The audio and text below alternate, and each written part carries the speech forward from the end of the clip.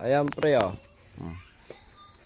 Naglulugo niyan. Tingnan mo naman kung gaano kapugi yan. Walang bawas to kasi pang materialis to. Ito hindi ko pa to nagagamit. Pero nagamit na to isang beses. Iniram sa akin ni Juwid. Taga rito lang pinsan ng pinsan ko. Ginamit nilang materialis. Pinalay lang kay EAJ. Authentic na hin.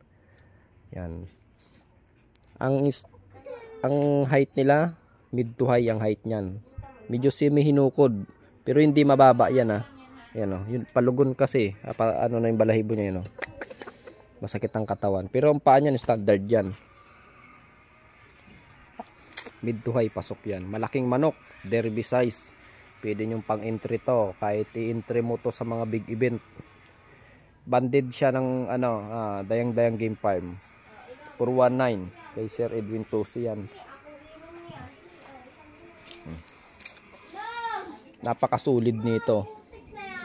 Aywan ko lang kung may sparring pa ko nito, mga last spar nito.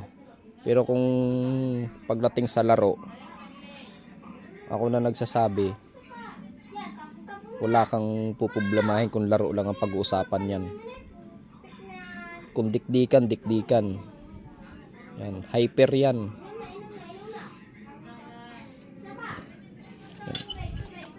Nagkaano kasi, lugon. Tingnan mo naman yung ulo niya Eto, pagtaas lugo nito, talagang astig talaga to. Pwede mong gamiting materialis to, kaya hindi ko binabawas yan kasi ito for materialis, naka-reserve.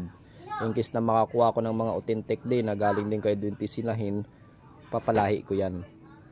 Yung buntot niyan, tingnan mo, pag humaba yan, tingnan mo kakapal ng buntot Makikita mo pa lang sa bloodline ng manok. Yung lawi niyan, grabe yung lawi niyan. Halos gagayad sa lupa. Pag humaba ang lawi niyan, halos lalampas lupa yan. Ito sulit to. Ito, last ng post ko nito nung ginagawa pa lang yung bahay ko. Pinost ko to. Kailangan ko lang kasi ng budget. Pinost ko to ng 9,000. Yan. Sinil ko. Pero sa pilitan lang yun kasi hindi talaga to pambenta. Ang paa niyan white pit. Itim ang tahid, tingga-tinggain ang paa. Yan tingnan mo naman yung paa niyan, itim ang tahid, tinggain. Kumbaga sa atin mga pamahiin. Yung paa niya tinggain yan. Ayan yung kaliskis. Susum natin para makita mo yung kaliskis niyan. Pagtapos lugo nito, pasok na sa 5 years old to. Kasi ito, halos kaidadan to ng anak ko. Yung anak ko 4 years old. Kaka 4 years old lang. Mas matanda pa to. Hindi, halos kaidadan pala sila. Halos ganun, naglalaro. Siguro ang pinagkaiba lang nila ay nauna lang pinisa. Ito. Kasi 4 na taon na yung anak ko Yan Solid yan.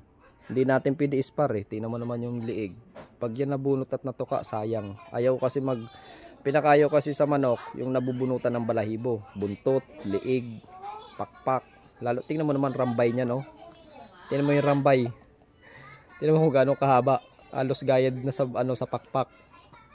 Yan Tingnan mo. Tingnan mo yung rambay niya Nakaupo kasi ang gabi Pero ang standard niyan, sinasabi nga ng mga farm na mas magandang gawing materialis yung mahaba yung paa, yung hita maiksi. Yan ang hanap nilang materialis, yung mga farm na yan. Mahaba ang paa niya. Yan, makikita mo naman napakahaba ng paa. Pero yung binti niya, yung hita niya, medyo maiksi. Yan ang magandang materialis. For materialis to, pwedeng panlaban. Kaya ako naman, di naman ako mag-u-offer ng manok. Kung alam mo na pangit, di ba? Kilala mo naman ako pagdating sa manok. Wala akong manok na pangit.